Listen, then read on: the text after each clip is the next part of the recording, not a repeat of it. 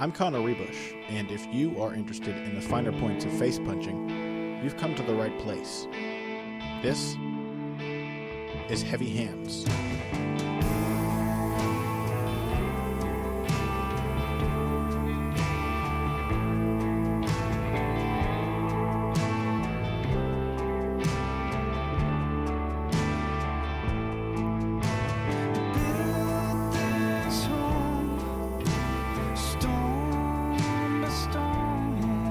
Hello, ladies and gents. Welcome to another episode of Heavy Hands. I am your host, Connor Rebush, joined, as always, by my intrepid co-host, Patrick Wyman.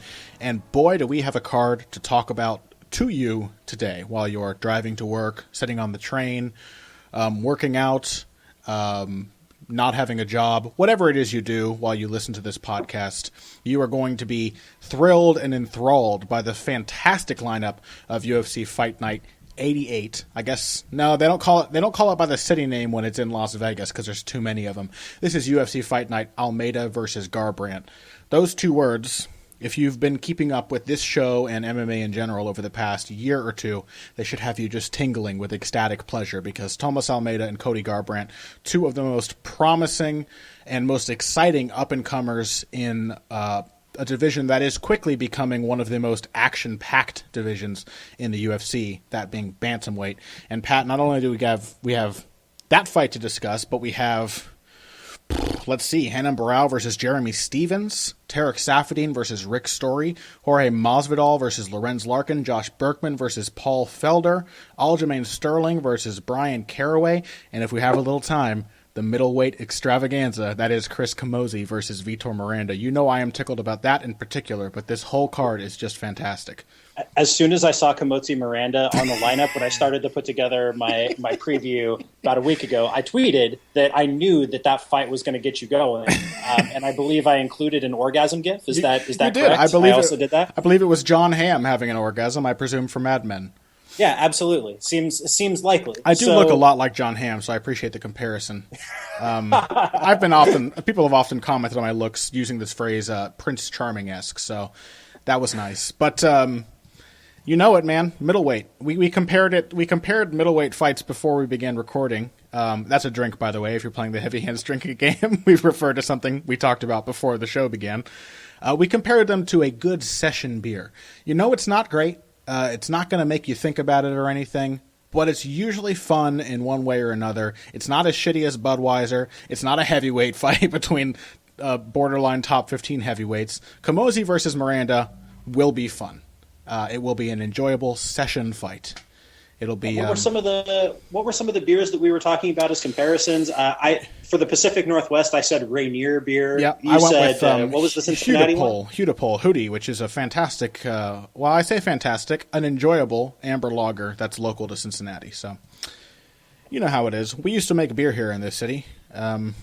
Anyway, before we get into it, I do want to thank some people. I'm a dipshit, so we went this whole month without me thanking all of our wonderful Patreon patrons, and so I have to read off a bunch of names over the course of this episode. Please don't let that make you listening to this show believe that we don't appreciate your contributions. We absolutely do. We had a good time discussing the fights in the private Slack chat the other weekend, by the way, and as we get more of you guys in there, that's a $10 reward level for Patreon.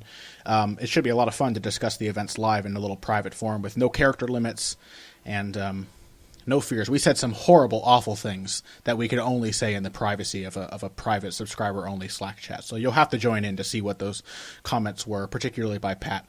The names I have to thank first. I can't sell jokes. I just laugh. I think I'm too funny. What terrible. I did say some unkind things. I'm going to be real honest. Did you? I think I did. I don't exactly recall. Subscribe. Join us. There's some dishing happening. The first people I have to thank for this segment: Henry Protzman, Emil Vang, Angel Jambazov, Mark Guagenti, Matt Giordano, Ricky, Thaddeus Pryor, Ben Cohn, Shane Walsh, Owen Alex, Chris Reaney, Carl Calmer, Chris Duncan, I Like Things, Axel Holt, and Jorge Cabrera. Thank you very much, guys. We really do appreciate your contributions. If you are interested in supporting Heavy Hands, go check us out on Patreon. Anyway, this isn't about advertising for us to receive money. This is about the fights, and we're going to spend the entirety of this first segment talking about the main event, bantamweight matchup between Thomas Almeida, Tominho and Cody Garbrandt before getting on to the fight smorgasbord later on in the show. So, Pat, what are your... Before one of our Brazilian listeners angrily hops in, it's Tominhas. Tominhas, I'm sorry. I thought it was Tominho. Our Brazilian listeners are very vocal about these kinds of things. I want to make sure that we don't screw this up. I've received a lot of... The crazy thing is, I have received some people... One person's suggestion for the Heavy Hands drinking game was Connor butchers a fighter's name and Pat pronounces it correctly. But on the vivisection, I always get people telling me how much they appreciate my valiant efforts to pronounce names correctly. So I don't know which one to believe. I don't think those things are mutually exclusive. I try. Your valiant effort to pronounce correctly does not necessarily imply that you're getting it right. Well, that was my phrasing. I believe they said maybe it's just in contrast to Zane Simon because he doesn't know what the hell he's doing. So yeah, no, Zane is many things. A linguist is not one of them. He's older than he looks, so he's stuck in his ways. He can't learn new sounds at this point in his life. It happens.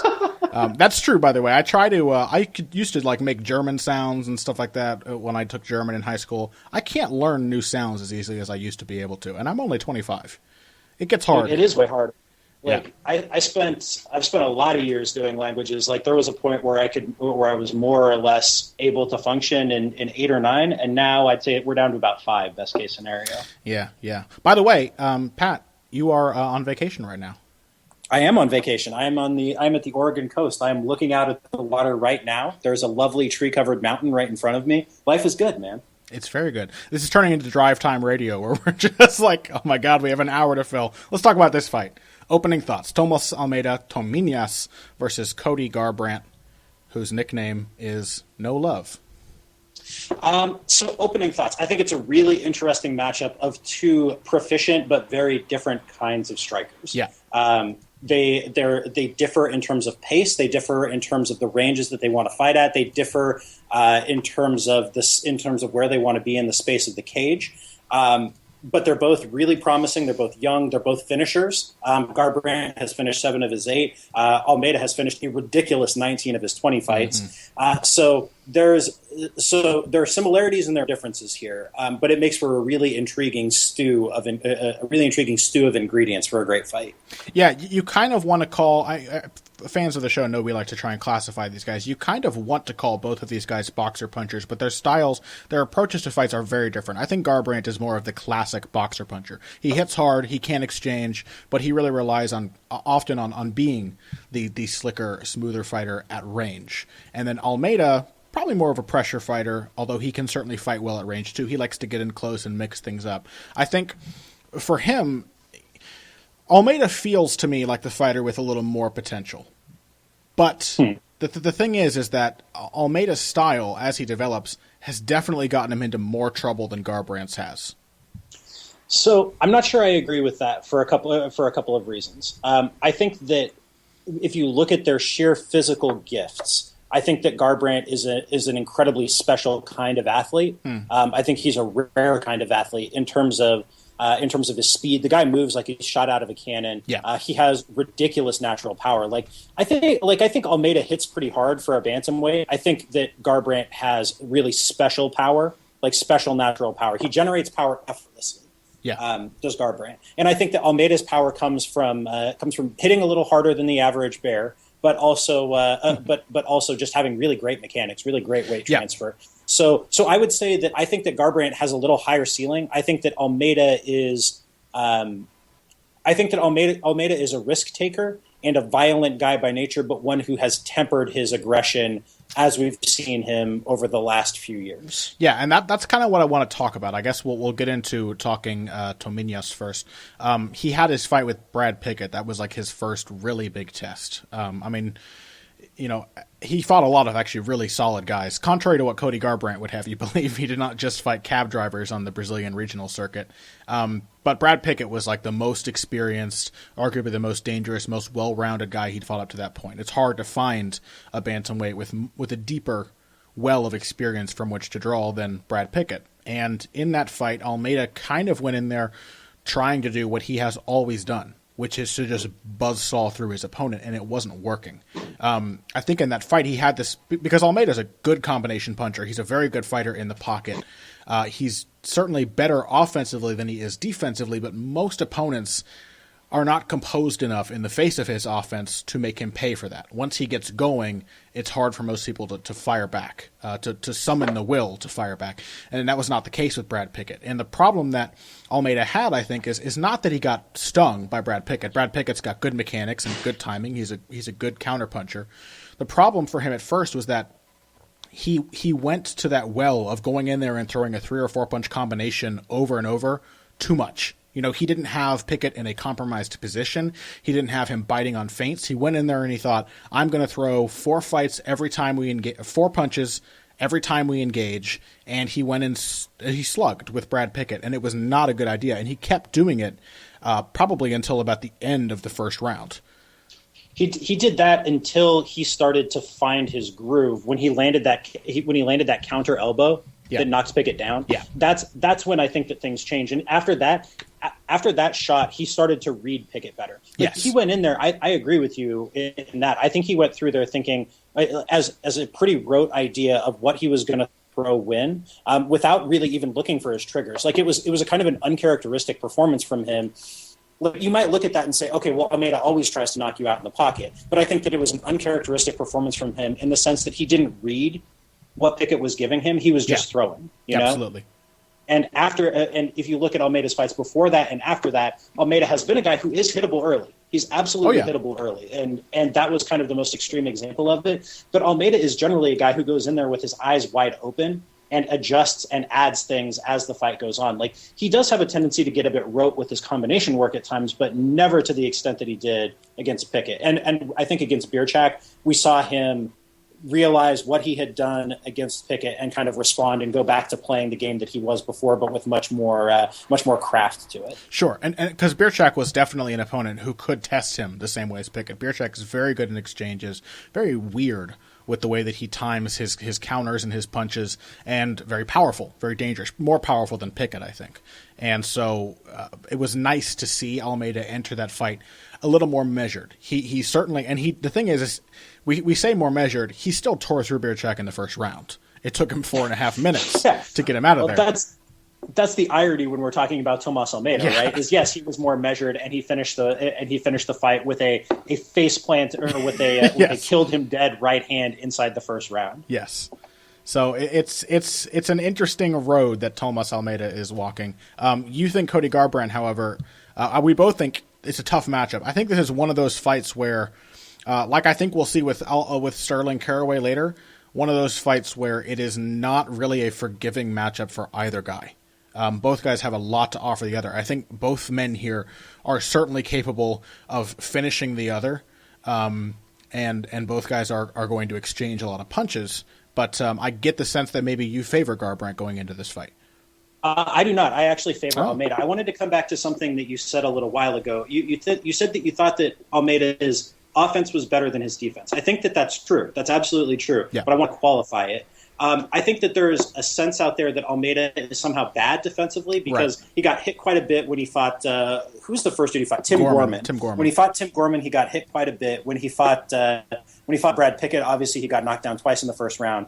Almeida is hittable early, but after that, he is not real hittable at all. In fact, he has really well above average defensive numbers despite tending to fight at ranges where he is there to be hit. Yes. Like he really layers his head movement with his parries and his guard nicely. Like he's a well-rounded defensive fighter. It's just that when you want to work at the pace that Almeida wants to work at in the ranges that he wants to work at, you are going to get hit. It doesn't mean he's a bad defensive fighter. It just means he's one who's going to get hit. Well, the point you just raised is one we've mentioned on the show many times before, that Almeida is not necessarily a terrible defensive fighter so much as he is one whose style demands a much higher level of defensive responsibility than most, because he is in range to be hit a lot. It's the same, we talked about this, I think, first with Ally Quinta, who may sometimes appear to be kind of hittable, but he also throws about twice as many punches per round, if not more, than most of his opponents, and stands in range to land those punches. And so that's Almeida's problem. I think that, though, I think that even shines a brighter light on his victory over Bierchak, and it's too difficult to draw too many conclusions from just that fight. It's only one. We saw him against Brad Pickett and fights before that where he was hittable and really aggressive early, and he did dial it back against Bierchak. I'm learning the lesson lately, Pat, that fighters will just constantly go through this cycle of like becoming overconfident and then being taught a lesson. It happens over and over, where Fabricio Verdum can have 2 embarrassing losses, but it's not going to stop him from having another embarrassing loss 6 years later, once he feels that he can't have another one. And so it's too much right now to draw a massive conclusion about what Almeida showed in the Bierchak fight, but he did show a willingness to find his openings before trying to force them. He was a lot more measured in that fight, and it shows that he's so dangerous that he was very measured for about 3 minutes of that first round. But when he found where his openings were, he tore through Bierchak. He can still be an aggressive, destructive fighter and be more measured. I think earlier some of his method was maybe kind of the Carlos Condit approach, the negative reinforcement approach, where you just go in there trying everything all the time, and then you kind of learn what doesn't work by being punished. And unless you have a Carlos Condit chin, that approach isn't great. And even if you do have a Carlos Condit chin, probably not a great idea. And I think I like what I saw in the Bierchak fight, because it was Almeida going in there and saying, all right, I'm going to find what works without having to put myself at undue risk in order to do so. Yeah, I think there are a lot of parallels between that Bierchak matchup and this Garbrandt matchup. Sure. Because I think that what we saw there was Almeida being able and willing to deal with a better athlete. Like, does that make sense? Like I think Almeida is a good athlete by the standards of any division. Sure. He's relatively fast. He definitely hits hard. Maybe not as hard as Garbrandt, but he still hits really hard.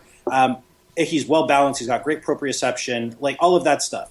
Almeida has that. But Bierchak is like a top shelf elite, unreal athlete, and I think Garbrandt is kind of in that class. What makes me favor Almeida in this matchup is the fact that Almeida was able to deal with that he was able to deal with the X factors of speed and power, and was still able to impose his game despite that he was not the faster guy. Yeah, I'm looking at a sequence right now about 3 minutes 40 seconds into the first round of that fight.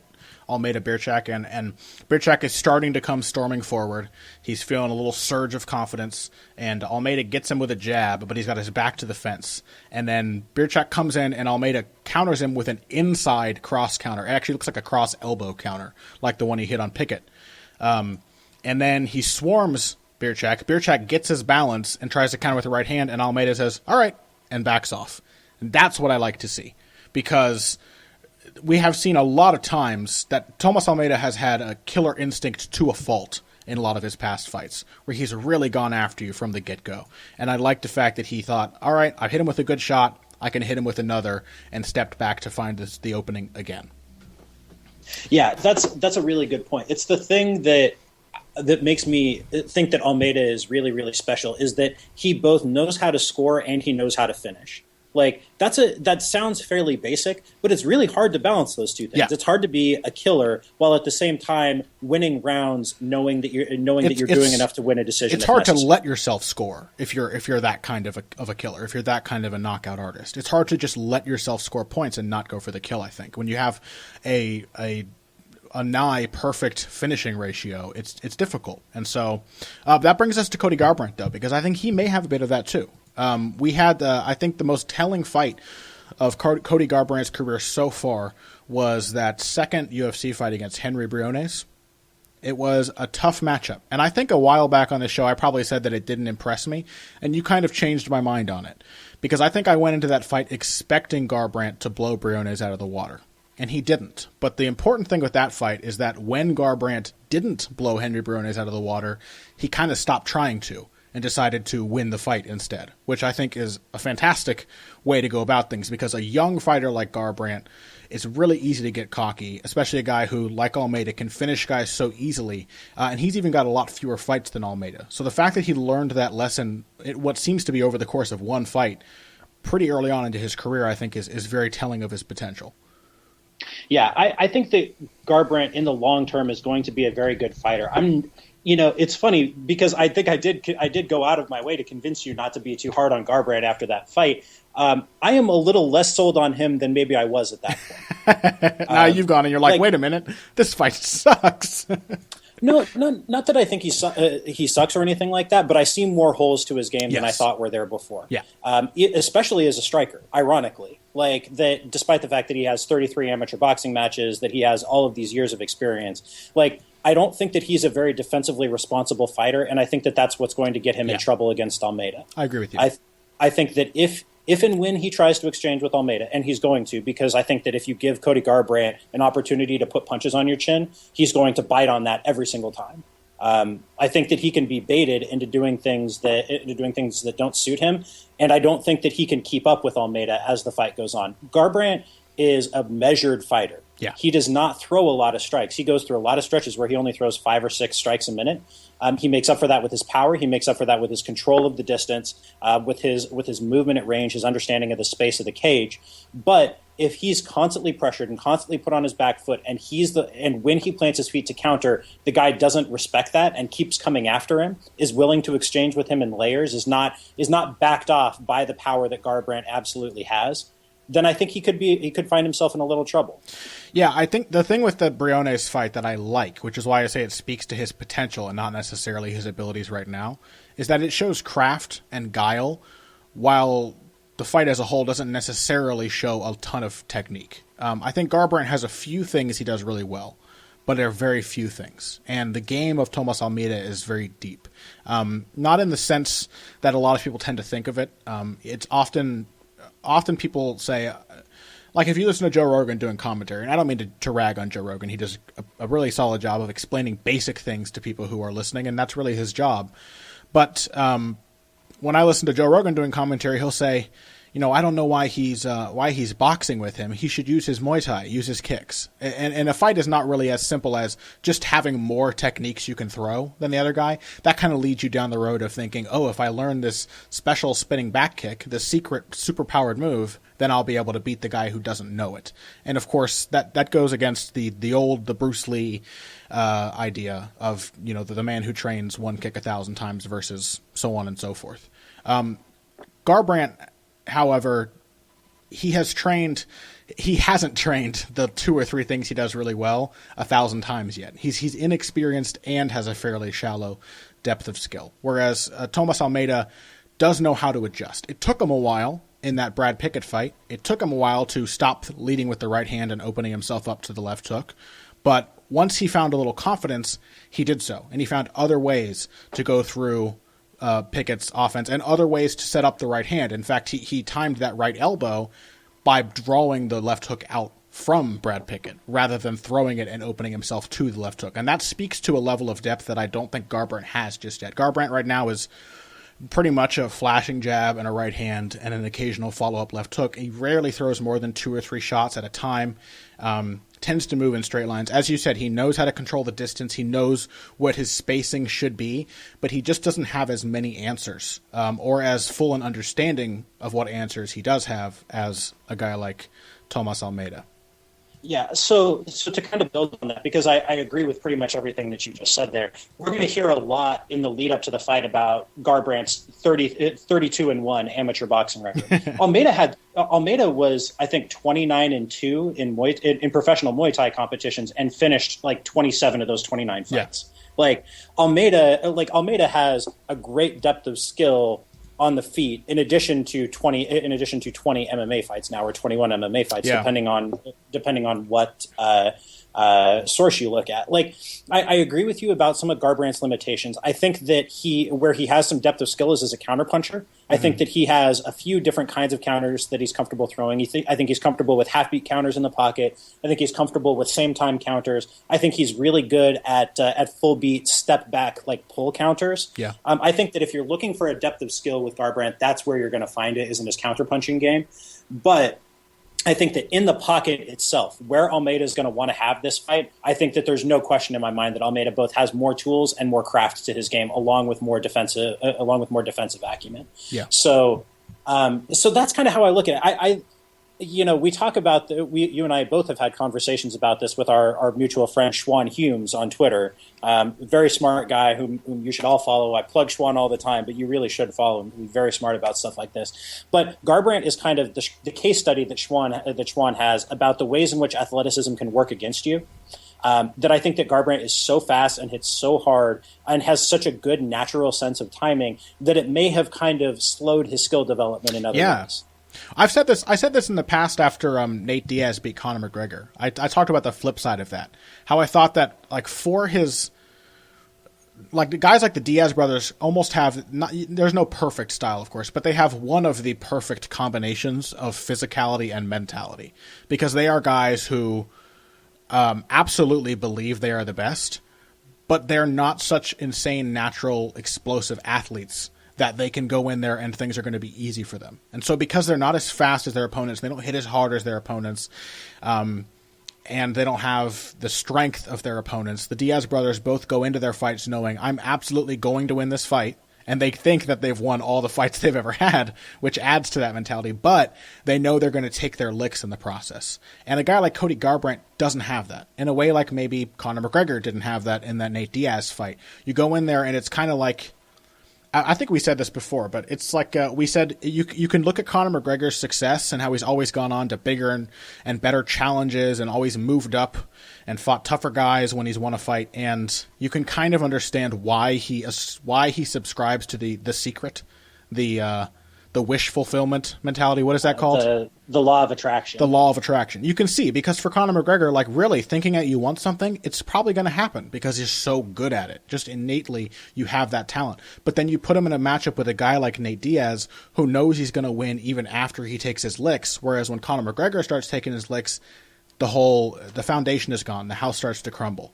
And so I think Cody Garbrandt probably is more likely to have that than Tomas Almeida, who has had some tough fights, who is used to taking shots early on, and not only knows how to adjust, but knows how to keep going in the face of adversity, where Garbrandt's adversity in the Briones fight was really just not being able to knock Briones out. You know, he didn't have too much of a tough time being hit by him, being beaten up by him, whereas Almeida has absolutely been beaten up by some of his opponents before going on to beat them. And I think that puts him at a better place right now as a fighter.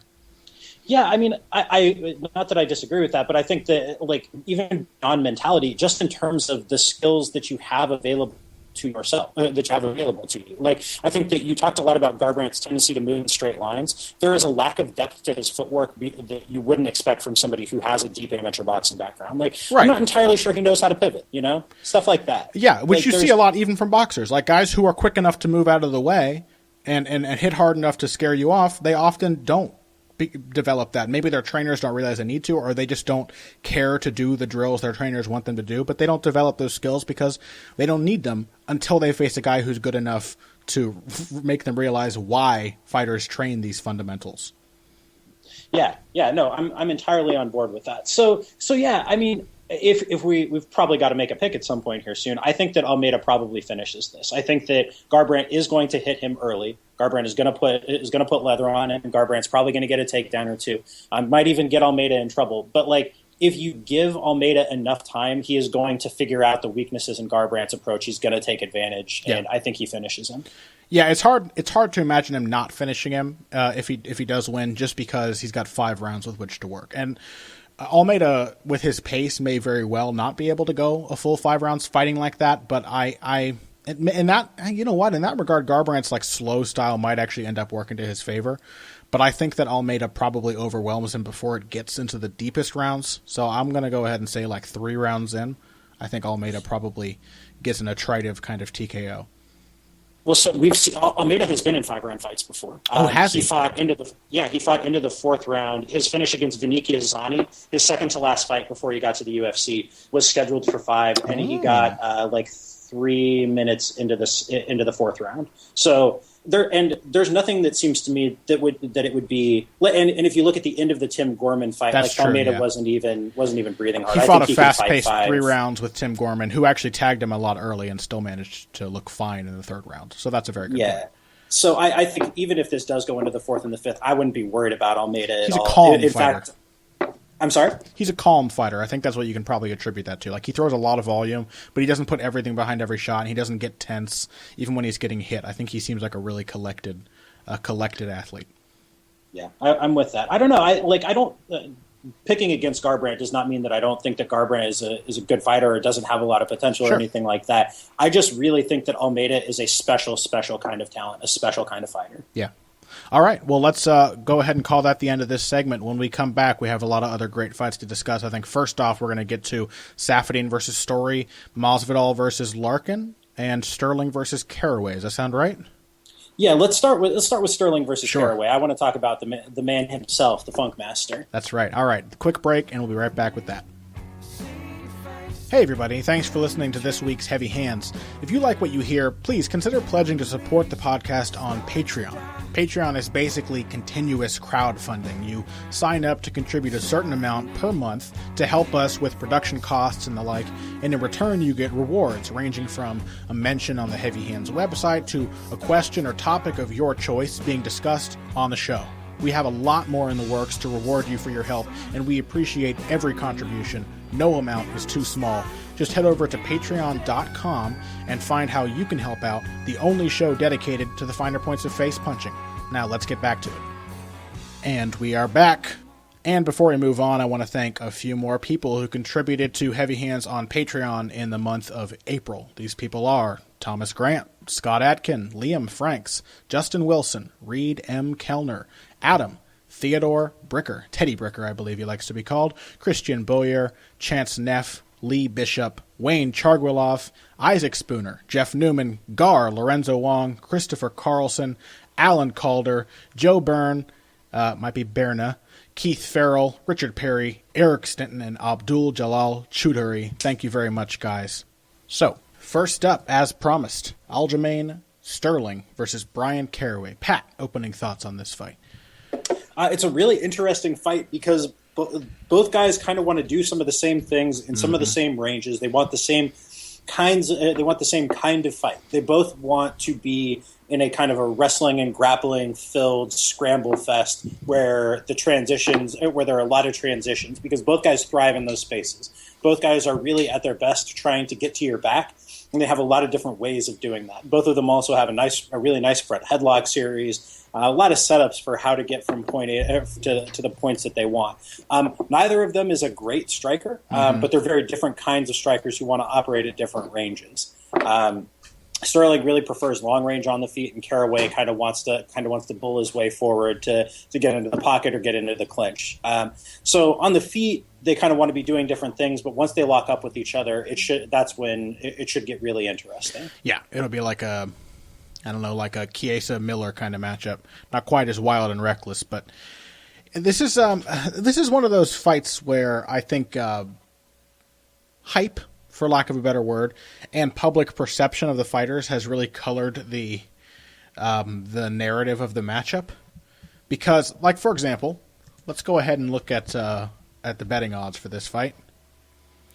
Brian Caraway is currently an underdog to the tune of plus 363 at the most, which feels a little wide to me. It feels like this is a fight where both guys have a lot of options for the other. And Caraway is certainly much more experienced than Aljamain Sterling. He's got 27 pro fights to his name. He's coming off of a really impressive win over an admittedly shop-worn Eddie Wineland. He beat Eric Perez last year, or in 2014. He has a lot of good wins to his name, and he's comfortable in the range in which Sterling tends to dominate most of his opponents. Because if we look at the game of Aljamain Sterling, it's still fairly incomplete. There are a lot of things he still needs to add to fill himself out. He's kind of like not necessarily with the same style of wrestling, but he's kind of like an early John Jones. Which is both guys came from that Bomb Squad school. He likes a lot of the kicks and some more esoteric techniques at range. He likes to be creative on the feet, and then he likes the clinch and the takedown game and the submission grappling. But he's not really comfortable mixing it up between the two. And unlike John Jones, he has yet to understand how and when to either create or close distance. And so he's not managing distance the way that Jones does now. He's more like an early career Jones in a division that I think is significantly deeper than the light heavyweight that John Jones ran through in 2011. So I agree and I disagree with some of that. So as far as Caraway is concerned, like, I'll tell you why I think he's such a big underdog here. And yeah, like perception is part of that. But listen to the guys you just listed off. Eddie Wineland, but not the Eddie Wineland who fought Hayden Barao for a title, a pretty clearly shot and past his prime Eddie Wineland who would retire in the immediate aftermath of that fight. Eric Perez, who has potential, but who is at this, who lost pretty but who lost a fight to Takeya Mitsugaki, who had to scrape out a win over Taylor Lapilus. Like Takeya, like Caraway has not exactly beat a lot of the luminaries of the division. Yeah. You know what I mean? Like, I think Caraway is a good fighter, but I don't think there's any question in my mind that Sterling has beaten better guys in the UFC. Sterling's last 2 wins alone are probably better than all of Caraway's UFC wins. And add to that the fact that Sterling has dominated those guys. Sure. Yeah. Absolutely dominated them. Yeah. Johnny Eduardo is a really, really good striker, and he could not land on Sterling. I was pretty surprised, actually, the way that he dominated Mizugaki. I would not have expected that. Yeah, I mean, I picked Sterling comfortably in that fight. I did not expect him to run through Mitsugaki. Yeah, I think I picked him too, but again, that was like a game veteran kind of fighter, and he did perform well. Still, the fact that Caraway is a very good submission grappler. He's got an excellent guillotine. He's got a really nice back take game. He's very fluid on the ground, and he's not a bad wrestler either. And so I think the fact that he is good in that phase that has led Sterling to dominate his last 2 opponents, I think that is what makes this a pretty interesting fight. And the fact that he's a pretty, as you said, he's kind of a bulldog on the feet. He likes to close the distance. He likes to mix it up and force the action. I think we have an interesting matchup on our hands. Yeah, I think that this fight is going to give Sterling the kind of challenge that Takeya Mitsugaki was supposed to. Sure. And really didn't. Sure. Like a durable, tough guy who can subsist in the same kind of spaces that Sterling wants to be in, but who has the durability to stick around and make it tough. Mm-hmm. Like Caraway has really excellent takedown defense. Granted, he hasn't fought a wrestler except maybe Rafael Sunsao, but I think Sterling is kind of a level above a Sunsao as a wrestler. He hasn't fought that level of a wrestler, but Caraway is a really, really good defender of takedowns. He hasn't been submitted since very early in his career. He's certainly more comfortable in the mid-ranges and the pocket than Sterling is. So Sterling, to win this fight, either needs to be all the way outside, and I think he is really, really good at gauging distance and setting distance, even if he's not like Eduardo is a guy who likes to kick. Eduardo is a really, really good kicker by absolutely any measure you can come up with, and he couldn't find Sterling with the kicks. He could not come close to finding the right range for him. Sure, yeah. Well, I compare him to John Jones for a reason, because like saying that John Jones is bad at maintaining distance or bad at managing distance is a very relative thing to say. We can say that the John Jones who fought Rampage was bad compared to the John Jones of now, the one that fought Daniel Cormier, and I think that's true. He's substantially better. But Rampage couldn't get close to him, and Lyoto Machida had trouble getting close to him, and Shogun Hua certainly couldn't. It's not like he was helpless there. He just really had kind of one answer and didn't have that depth of skill that he does now, or the same kind of strategic mindset, the tactical mindset that he has now, where, we saw Jones, who was kind of faced with a guy in Gustafsson, the first guy who was either long enough or good enough at managing distance in his own right to get inside, and we saw how uncomfortable Jones looked. And compare that to the Teixeira and the Cormier fights, there's a dramatic difference there. So I think that Sterling is certainly good at keeping that distance, but as a long fighter, you can't, or even just a fighter who likes to fight long, I think it's a tough lesson to learn for fighters of that type, that you can't just keep a guy at long range all the time. I think a lot of guys go into matchups with the idea that, oh, well, long range favors me, that's where I'm going to fight. And even against the sloppiest, most recklessly aggressive fighter, you might hit him on the way in, but unless you knock him out, or unless he loses all heart when he gets tagged, he's going to find a way into close range or into the pocket. And so you're going to have to contend with that, and you're going to have to learn how to, even if the pocket's never going to be a strong suit of yours, you're going to have to learn how, A, to fight there a little bit, and how to close the distance yourself to prevent him getting the opportunity. Well, but I think it's important to bear in mind here, what is Sterling's response when you try and come in on him? It's not that he has no response. Sure, yeah. It's that Sterling's response is that now you by charging in recklessly, because he has set such a long range, are leaving your legs open for him to duck under, to time a reactive takedown. Yeah. that's his response in that scenario. It's not that he doesn't. It's not that he has no idea what to do or doesn't have a plan there. That is the plan. The plan is to force you to come in on him recklessly, because then he's going to get in on a takedown show. Sure. I think Sterling doesn't lose to Caraway. I think at this time, until he develops a little more, Sterling will struggle with guys like the top division guys like Dillashaw and like Asuncao. And Cruz, of course, like the guys who can really manage distance and play with the game at all ranges, and are not just going to be frustrated and run after him when he sticks a few side kicks in their belly. Yeah, I mean, I think somebody like Almeida is a terrible matchup for Sterling at this point. Like, I don't disagree with any of that.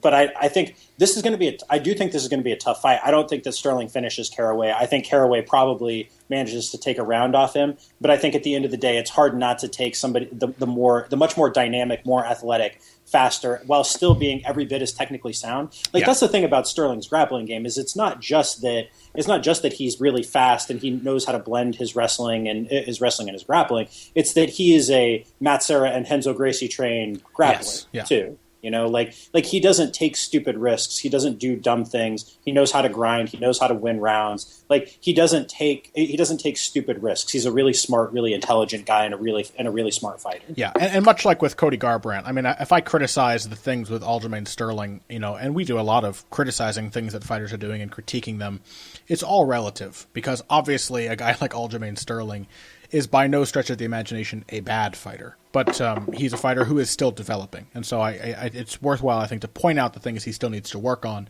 while still being able to acknowledge that, yeah, he's really good, and he should be favored against Brian Caraway, although probably not to the degree that he is, because it is, I think, a very interesting fight with two dangerous guys. One of them badly underrated because he is kind of a tool and likes to elbow women in the head and things like that. So, I like Aljamain Sterling as well. What's next in our docket? I think we said Safine Story. Safine Story, the fight that almost wasn't, which really bummed me out when I heard that Safine was probably going to withdraw, because I was really looking forward to this matchup. Now he's back in.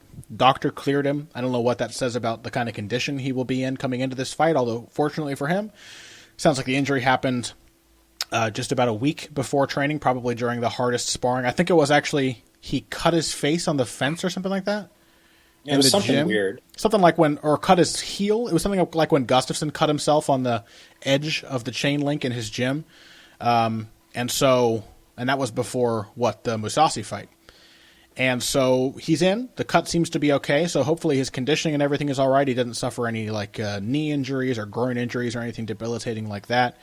And so we have two guys who have been much maligned by injuries over the course of the last 3 years in the case of Tarek Saffiedine. And Story was injured and had to pull out of a matchup or two and hasn't fought since he beat Gunnar Nelson in what was probably his best career performance back in October of 2014. So I am personally very excited for this matchup. I'm a big fan of both of these guys. Tarek Saffiedine, one of the most technical kickboxers in all of MMA right now. Rick Story, one of the most underrated strikers and a very well-rounded, very game fighter. So how do you feel about this one, Pat? I think I agree with you. I think it's really interesting. A lot of X factors here in terms of what you just mentioned with Saffiedine's injury, but also with Story having been out for so long. Mm-hmm. Saffiedine is a kind of the rare fighter who operates from both stances, who is effectively ambidextrous, and who does basically the same things from both stances. Yeah. Like, it's odd. Most fighters who switch have things that they prefer to do in one stance versus the other. You have a lot of guys who like to go to southpaw to kick, to throw left kicks. You have a lot of guys who prefer to jab from the orthodox stance, things like that. Saffiedine really has no preferences and throws pretty much the same strikes at the same rate from both. He just uses the stance switches to manipulate distance and manipulate your footwork. Yeah, like that's really what he wants to do. So that makes him an interesting fighter. Tell me, Connor, when you were watching Saffiedine and Ellenberger, did it seem to you like the injuries had an effect on Saffiedine? Like, it seemed to me he looked slower. He didn't look quite as comfortable. Like, he looked better once he shook some obvious rust off after the first round. But I still thought, like, he did not look like the same guy who fought Rory McDonald. He didn't look quite as smooth with his movement, and it did a good part of it, I think, the discomfort he had early in that fight was the ring rust. I think anybody who has sparred can agree with the notion that when you say you haven't been in the gym for even just a few months, you haven't done any sparring, and you step back into the ring, you get really anxious about your distance management. It's really, you kind of forget what it feels like to be close to someone who's trying to hit you and to just let their punches miss. You feel like you need to be way out of range all the time. I think that's a big part of what ring rust is when a guy hasn't been under the high pressure fighting situation. Of course, he's done sparring and everything, but a fight is different than sparring. And so you get some of that anxiety. And I think he did have that, but he did look a little slower too. I don't know. Again, it's hard to evaluate that against Story because Story's been out for quite a while too. I think, did he have a groin injury or something? I honestly can't remember. I'll look it up. It says here, no, in turn, Story was removed from the card as well. So no note there. Maybe you can find a news article on it. He had 2 matches that he had to pull out of in 2015. He had neck surgery. Oh, that's right. Okay, so maybe it was just a thing where he had a lingering issue and just wanted to correct it. Yeah, I honestly can't remember. But so, at any rate, this feels to me like the kind of matchup that Story should win. Mm-hmm. Though the layoff is a serious concern. Yeah. I just think his pressure, his aggressiveness, his combination work and his volume, his ability to bully in the clinch. Like, I don't think Safine is a good clinch fighter. I think Story is the kind of guy who can create problems for absolutely anybody, even the best in the division. He created problems for Johnny Hendricks in the clinch. Yeah. Yeah, exactly. He's gone against some very good, and we know Gunnar Nelson is actually a pretty solid clinch fighter as well, and Story kind of owned him in that department as well. So I agree with you. The thing with Story is Story's not like a defensive virtuoso or like a master of distance management like Safine is, but I think he is a really underrated boxer. He's got very good posture. He keeps his chin tucked, his shoulders back. He knows how to change levels. His offensive game is very smart. He works off of a jab. He goes high and low. Story very rarely hits you twice to the head without hitting you once to the body. He mixes things up really well. He knows how to kick at range. He can fight out of both stances if need be. And he blends all of that into his wrestling. And he doesn't mind getting hit. He doesn't go in there willing to get hit. He's not a bad defensive fighter, but he keeps his composure when he gets hit really well, which makes him a really dangerous guy to try to exchange with. And I think that's probably going to be Safine's biggest problem here because Safine's not a guy who likes to exchange in the first place. He doesn't throw nearly as much volume as Story. He's going to want to be in there and measure and maintain distance and try to figure out what Story's openings are. Meanwhile, Story's going to go in there and try to create those openings. Not super recklessly, but he is going to go in there and put the pressure on Safine. And I think that's a kind of a tough thing. Safine has not really faced any defined pressure fighters. Not that Story necessarily is one, but fighters who can really pressure him with the same level of volume and aggression that Story has, and the same level of technique. I guess the only other guy who fits that bill is probably Rory McDonald, and he knocked Safine out. Yeah, so I agree with you on that front. I think that it would not at all surprise me to see Safine win, but I think as good as Safine is, I think he's pretty limited. I think he is the purest example of an outfighter that you will ever see. Yeah. He wants nothing to do with any range that is not long range. In fact, like you look at his strike selection, he throws jabs, low kicks, middle kicks, and high kicks. He's very minimal. And front kicks. He's very minimal, and it's mostly jabs and low kicks. Like, it takes a lot for Safine to feel like he has enough of an opening to commit to a cross. Mm-hmm. It takes a lot. He almost never throws crosses, almost never throws right hooks or left hooks. Like, it's a limited arsenal. Yeah. He's more of an outfighter than his teammate John McDessie, which is saying a lot. Yeah. I mean, so Safine is really good at what he does, but I think that there is an inherent limitation to that being the only thing that you can do. I mean, like I said, he's good in the clinch too, but he doesn't look to go there. It's like he doesn't really have a plan B. So it's all defensive. His clinch, his wrestling, it's all, or for the most part, very defensive. The one big change I've seen from him recently is that he's no longer content to play guard like he used to be, which I think is a nice improvement. But again, I don't know that he'll necessarily have the choice against Story. I think Story's pretty underrated in all the things he does, and wrestling is one of the things he does really well. I just recall, I think a fairly good parallel for this matchup is probably Story's fight with Thiago Alves. Mm-hmm. And Story just chewed Alves up in the clinch and on the ground in that fight. And then when it got to the range, I remember the commentators, Rogan and Goldberg, are like, okay, this is where Alves needs to find his openings. And then every time Alves managed to hit Story, he just hit him back. So it's not like you can really have your way in any place with Rick Story, as Gunnar Nelson discovered last year, provided he comes into this well recovered. And he doesn't strike me as the kind of guy who's going to be most susceptible to ring rust anyway, whereas a guy like Safine, who doesn't like to mix it up in the first place, probably is, or a guy like John Jones against OSP. And so I think Story will probably come in looking something like his old self. Yeah, I agree with that. I mean, one of the things that occurs to me, I had been thinking about this as we were talking about Tomas Almeida earlier, but especially with Rick Story too, is they're both guys who fight you with their eyes wide open. You know, they don't flinch. Yeah. Like they see what you're going to do to them, they read it, and they respond. Yeah. And they're still guys who like to fight in the pocket, who like to be at close range, who are not necessarily naturals at that. Like, we talked about this with Edson Barboza on some of the first shows that we did, about how he was a guy who flinched, who kind of closed his eyes sometimes. Mm-hmm. And now Barboza does the opposite. So it's a thing that you can train, but I think that there are also guys who just have that in them. I think Story is one of them. Like, his eyes are always wide open. He's never closing his eyes. Yeah, that's part of what I see when I say that he has really good posture in his exchanges. A lot of fighters innately duck. They duck their chins and kind of look down when someone's throwing at them, which isn't a horrible instinct. There's a reason that it is an instinct. You can take the shot on top of the head. But against a lot of really good strikers, that becomes a sort of a liability. And Rick Story doesn't really duck. He keeps his chin nice and tucked, his shoulders back, he sits down in his stance, and you can hit him, but he knows you're about to hit him, and he's ready to come back. He doesn't close his eyes, he doesn't take his eyes off of you. He's pretty much always cognizant of what's happening and what's about to happen in the exchanges. That makes him a pretty dangerous guy.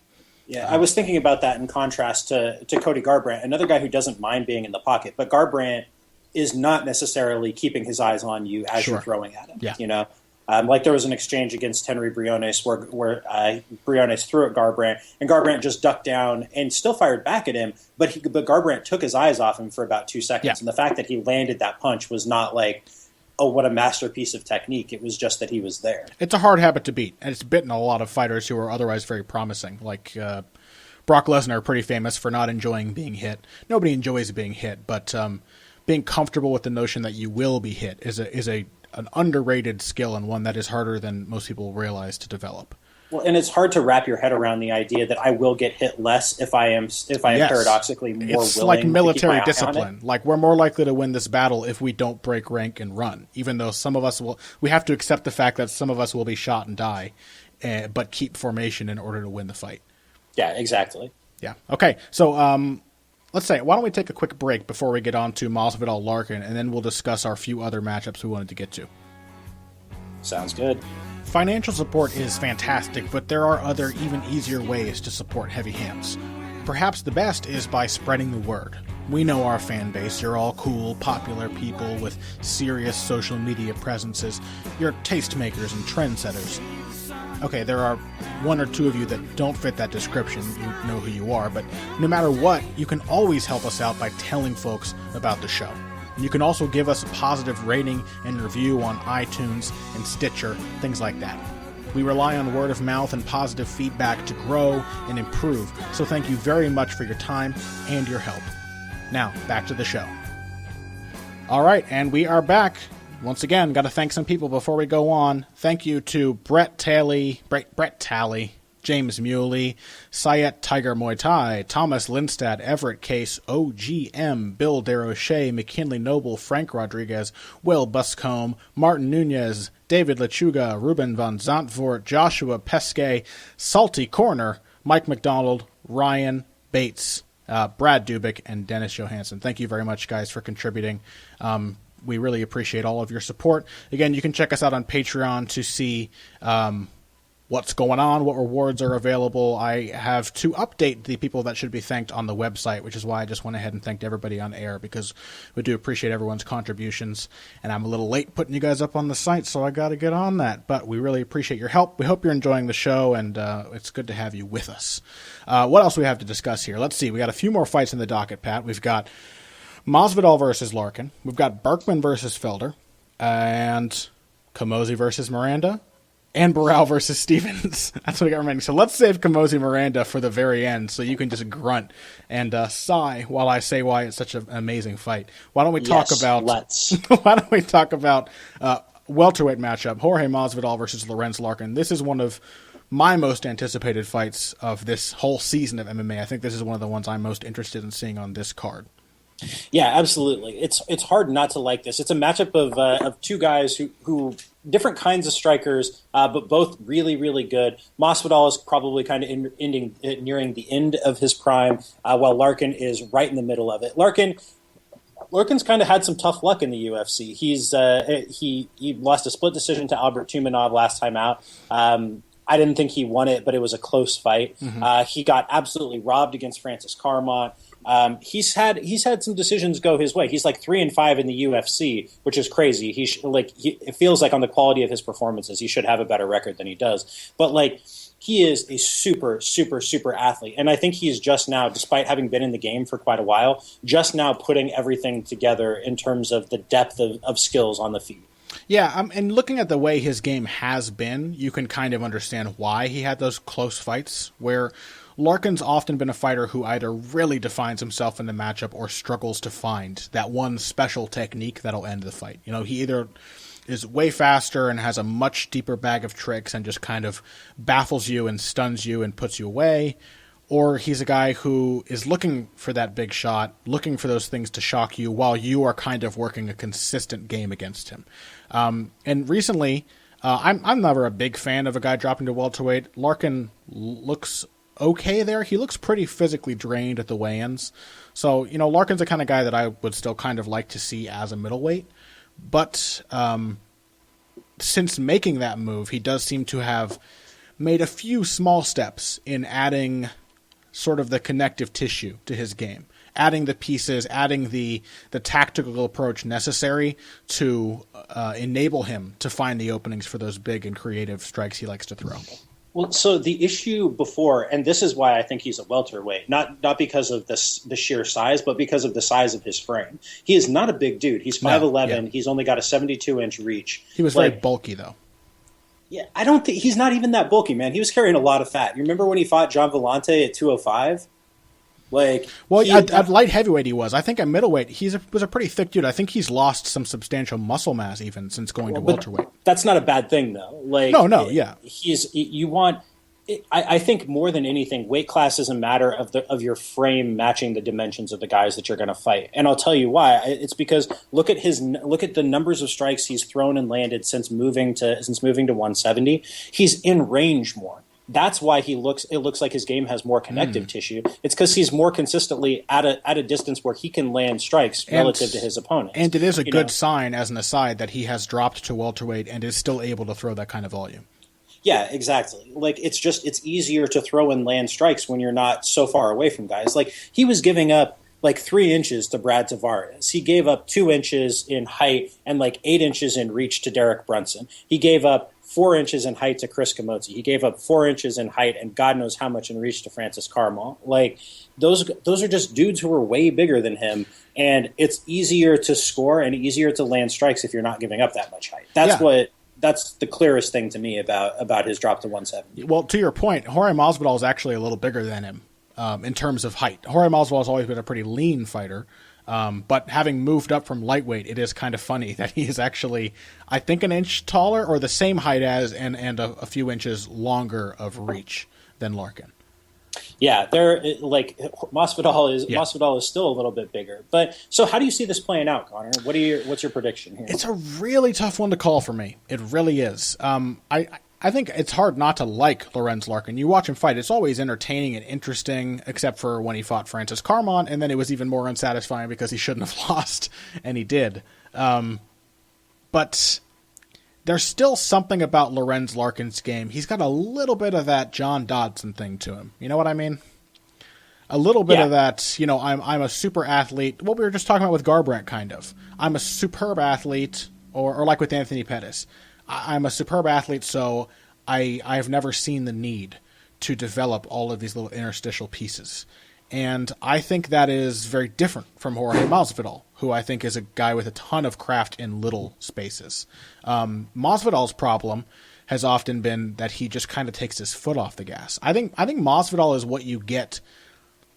Like Masvidal, he's not a great defensive fighter, but he's kind of like the Black Murderers Row fighters back in the day, in that he's just fought a ton of tough fighters over the course of his career, been in a ton of gyms. He had a street fighting career before MMA. He's just such a traveled journeyman, and so he's kind of become a bit of a stay safe fighter. Like to Masvidal, it seems like at times he feels like he's winning as long as he's not losing. You know what I mean? That's always been the problem, the kind of problem that Masvidal has. It was a problem when he fought Gilbert Melendez, where like if he had turned it up a little bit, he might have taken a decision from Gilbert Melendez. Yeah, that was a fight that was very frustrating to watch if you were a fan of Masvidal, because he did very little. He seemed to have a ton of trouble pulling the trigger. Likewise, in the very contentious Iaquinta fight, a fight that most people thought he won. You and I think, both thought Iaquinta deserved the nod, but either way, it definitely felt like it didn't have to be as close as it was. Like, it felt like if Masvidal put a little more volume out there and was a little more aggressive, because he had Iaquinta on the end of a lot of his jabs, but he was letting Iaquinta throw more heavy shots. Yeah, that was a fight. I thought that Iaquinta won it the first time I watched it, and then on rewatch, I still thought Masvidal won. But Masvidal did himself no favors in the second and third rounds when Iaquinta was coming after him. Masvidal was still landing, but like, it's a lot of the time, if he doesn't pay attention to anybody else's perception of the fight other than his own. Yes. And so like he doesn't do things to play to judges. Like he's accurate with the strikes that he throws. Like he scores like 60% of the takedowns that he tries for, he lands. He's very efficient with what he does, and he's very safe with what he does. He rarely finds himself in trouble, but the flip side to that is that he's often not doing very much. He's kind of moving at range and pumping a jab. He's not really sitting down and throwing stuff. He's not putting volume out there. He can throw multiple punch combinations, but he's not really trying to. He's not trying to get you into the clinch. He's not trying to take you down. He's just kind of there.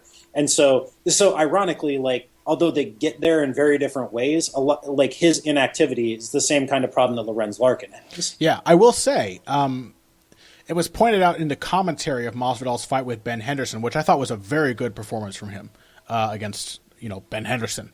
And they pointed out in the commentary to that fight that Masvidal's team felt like his cut to lightweight was hindering his ability to throw volume, and he was a lot more active in that fight. He made it a really close fight. If you compare, say, two lightweight champions, in Henderson's case, a former lightweight champion. But if you compare his performance in that fight against Henderson to his performance a few years before against Gil Melendez, that was a much more willing Jorge Masvidal. One who, if you believe he and his team, was no longer concerned with gassing himself, was no longer concerned with having to be incredibly efficient, as you said. So I like to think that Masvidal might find a little new life here at welterweight by throwing a little more. And I think if he does, then that's a big edge for him against Larkin. I'm just not sure that that's how much I can really draw from that Henderson fight.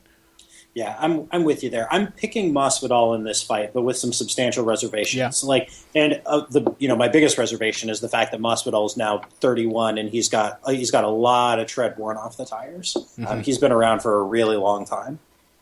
Yeah, I'm with you there. I like Masvidal too. I think in addition to just being such an experienced fighter and probably throwing a little more, being a little more consistent than he used to be, I think he has a pretty substantial wrestling edge in this matchup. Larkin's not an easy guy to take down, but Masvidal is a strong clinch fighter. He's very good fighting on the breaks and in between exchanges. He'll go from punches into the clinch and throw elbows and knees. He'll hit you with a kick on your way out. He's really good with that kind of stuff.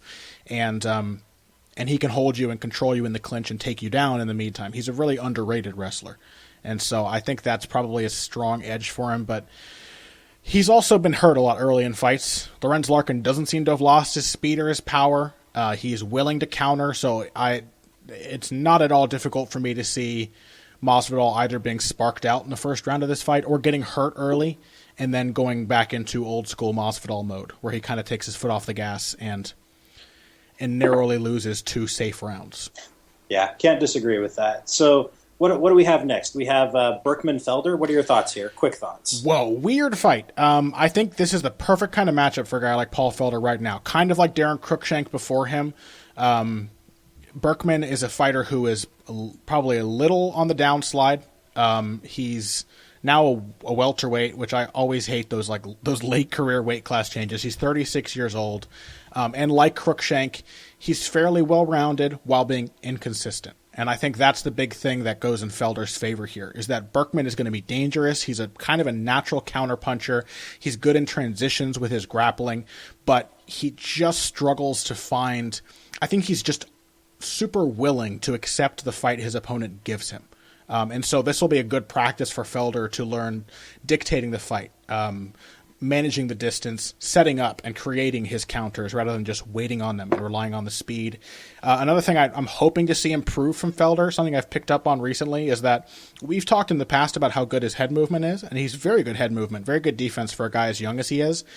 But I think when he goes into his head movement, he loses the other aspects of his game a bit, which has happened to me in the past. I fully understand it. It happens, I think, to a lot of young fighters too, where he'll start slipping and his feet are planted. He's not like a Nate Diaz where he's going to slip and then lean in and roll and pivot out to the side and build bridges off of those slips. When Paul Felder feels like he needs to start moving his head, he's going to keep slipping and rolling and moving, and it's kind of like the better, more evasive version of shelling up and waiting for the other guy to stop, because he's not creating the distance or closing the distance or creating an angle and getting away. He's just trying to evade everything you throw at him, which, if you are like Darren Cruikshank, that's just an invitation to keep throwing. And so if Burkman can find that opening and it hasn't been shored up, I think Felder can beat him. But I do think Felder, the pressure, the speed, just the youth is a big edge for him. Yeah, I agree with that.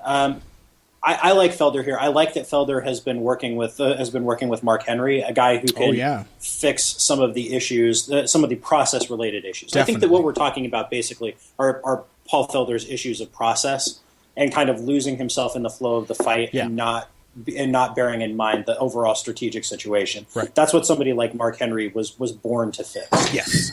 So my sense here is that Felder should take a decision. I think Burkman is really good and really hard to finish. But I think that all of the arrows in this fight are trending in Felder's direction. Did I hear Lucy knocking some shit over in the background? Believe it or not, that was actually my parents. My parents knocking something over. Lucy is blameless in this situation.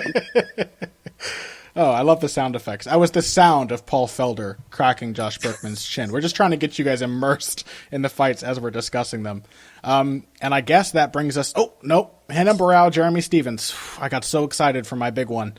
What do you think of this fight? What a weird fight this is. Yeah. What a weird fight. I love the fact that Barao's going to featherweight, by the way. I don't think most of the Nova União guys are not as giant as we're often led to believe. They're usually about the same size as most of their competitors. Like Jose Aldo is not a huge featherweight, but there's something up with the Nova União guys' methods for weight cutting that makes those weight cuts really hard on them. And I think if that's the case, whether it's a physiological problem or a methodology problem, I would love to see Renan Barao moving up a weight and not feeling like sucked dry and being able to throw as much as he wants to throw and as hard as he wants to throw. Yeah, so I think a lot of it just has to do with genuinely bad diet. Like Barao had talked about how before he screwed up that weight cut against TJ Dillashaw, he'd been eating pasta like 3 weeks out. All right. So I think it's like guys like Barao never had a nutritionist, never had any of that. And so I think guys like those dudes, a lot of them have ruined their kidneys and ruined their bodies trying to cut weight in really unsafe ways. That's how that Nova União guy died, making a really bad cut on short notice without having done the underlying stuff necessary to do it right. Right. So I don't know, though. I mean, it's a weird fight because this is a former bantamweight champion against a former lightweight and a guy who wasn't like a tiny lightweight either. He's not a giant featherweight either, though. I mean, he's solid, but he's not like a very long or tall fighter for the division.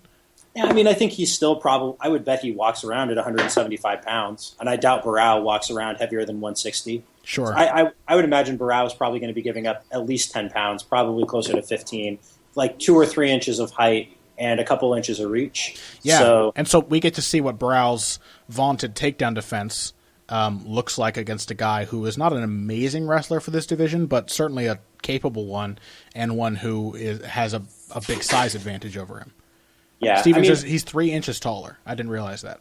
Yeah, I'm picking Barao here, but with some serious reservations, especially because like Barao has been sparked out at bantamweight by TJ Dillashaw, who is not the world's hardest puncher. Not a light puncher, but not a hard puncher. Jeremy Stephens was a crushing puncher at 155 and remains a hard puncher at 145. Is he that crushing of a puncher? I wonder about Jeremy Stephens. He's got a little bit of that, like Rick Story gets the same thing. Rick Story is a huge puncher. Jeremy Stephens, he doesn't have that many KOs. That's the crazy thing. For such a legendary puncher, he's got 16 wins by KO of his 24, and most of those are not recent. So, yeah, and a lot of them have come from methods other than punch. He's got flying knees, head kicks, things like that. But what makes me say that he is indeed a powerful puncher despite that is the fact that he also has a lot of knockdowns from his hands. Even if he hasn't finished fights by knockout, he has lots of knockdowns. Okay, so that maybe speaks to power rather than craft. Yeah, I don't know that he is a great finisher of fights. Yeah. But I do think that he has the power. So, I don't know. I mean, Barao is in less trouble moving up than a lot of guys would because he's very good at fighting long. Yeah. Barao's got a great jab. He's got really nice round kicks. Obviously, he's chewed up a lot of guys at range with round kicks. He's got a great front kicking game. He should be able to set a long distance. The question is, if and when Stephens hits him, what happens then? Yeah, I'm not at all worried about his wrestling holding up. I think he's such a vastly better technical grappler and wrestler than Stephens is. They're not in the same league. Yeah. Like, of all of the Nova União guys, except for maybe Aldo, Barao is the best wrestler. Yeah, I think so too. But he has that thing where he likes to plant his feet and trade. And I think against a guy like Stephens, that is asking for a bit of trouble. So I like Barao too, but like you, I would not be surprised to see Stephens land some big shots. And I'm hoping that the move up in weight helps some of Barao's issues with durability. In the past, he's never been easy to hurt. And it did take a lot of punishment from Dillashaw to actually put him away. But aside from the Dillashaw fights, I thought he looked noticeably diminished in the Mitch Gagnon fight. And so I'll be interested to see if he can regain his form, the form of his championship run or not. Yeah, good questions to ask. I'm excited for it. It's an interesting fight. Me too. You know what I'm excited for, Pat? Chris Camote versus Vitor Miranda? Tell me more, Connor. You goddamn know it. Here's why I like this fight and the middleweight division in general. Chris Camote, I think, is the most middleweight that has ever middleweighted. He so looks unremarkable compared to most UFC fighters. He really does. He doesn't seem to have a lot that he does really well. But I think there's no better lesson about what Chris Camote does than the fact that when he got ousted from the UFC in 2014, he went on and broke a dude's leg with a low kick in his Prize FC title fight. Now, I don't know who Wes Swafford is. I'm willing to bet he's probably not that great of a fighter. But the fact that I think I like these guys because it speaks to the level of craft that they have and how much better of athletes guys like Chris Camote are than most of us. You know what I mean? Like, Chris Camote looks like a garbage athlete compared to Jacare Souza. And he's been ragdolled by Souza twice. He is a garbage athlete in comparison to Jacare. But he's actually, compared to the normal person, he'd probably destroy any tough dude in a bar anywhere in the United States. I like that. There's a weird appeal of it to me. He's also, I think, a pretty underrated boxer. Chris Camote's pretty good at range. He's got a nice jab. He's a good fighter, period. Like, he's a skilled fighter, I think, more than anything else, especially offensively. He's not he is not a defensive technician. But he knows what he's about. There's no mystery to what he's going to try and do to you. He's just good at it. He's going to hit you with a lot of low kicks. He's going to throw a lot of jabs. He's going to throw. He's real technically sound in the clinch. Not a great wrestler either offensively or defensively, but competent. Yeah. But no, I think there's a lot to be said for that. And Vitor Miranda, conversely, is a really good striker, a really technically sound striker, who can do the rest of that stuff too. This should be a fun fight. I'm not. I think it's funny that you're as into this as you are. I don't think that your mouth is writing checks the fight won't cash. You know what the thing is about Chris Camote? I'm looking at his record: 6 split decisions over the course of his career. Like, that says so much about him as a fighter. He has 15 UFC fights. Yeah, that's hard to think. But the thing is, too, the thing with Chris Camote, a lot of split decisions, which he's won some, he's lost some. That speaks to a kind of an inability to set himself apart athletically or with power or to be consistent enough. But he's also never been finished. And a lot of those fights that he lost, a lot of the losses are close decisions. And so it kind of tells the story of a guy who is very, very difficult to actually fight well against. That being said, I actually think I favor Vitor Miranda in this matchup just because it will probably be a kickboxing match. And I think Miranda is faster, more powerful there. Camozzi, I think, is a little better as kind of a distance management fighter, but Miranda mixes up his strikes really well. He goes low with his kicks. He goes high. He attacks the body. He's got a sharp jab. He can fight going forward or backward. I think if he forces Camozzi to come forward, we'll start to see that Camozzi is a pretty specialized fighter. He can come forward competently, and like I said, he's never been finished, so it's not like he's going to throw himself into a counter, but he's definitely more comfortable like he was in the Tom Watson fight, kind of picking you apart with low kicks and jabs and straight lefts at distance. And Miranda's pretty comfortable whatever direction, whatever area, even if it goes to the clinch. I think he's probably a little more active than Camozzi. He's a legitimately decorated kickboxer. Yeah. Vitor Miranda is. Yeah. So yeah, I mean, I'm taking Miranda in this one as well, but I think it should be a fun fight. Unless Camozzi is willing and able to wrestle Miranda or can really get something going in the clinch, which neither you or I really think he's going to be able to. Yeah. It's probably Miranda's fight to lose. It still feels a little crazy that he's like a plus 200 underdog. Is he really? Yeah.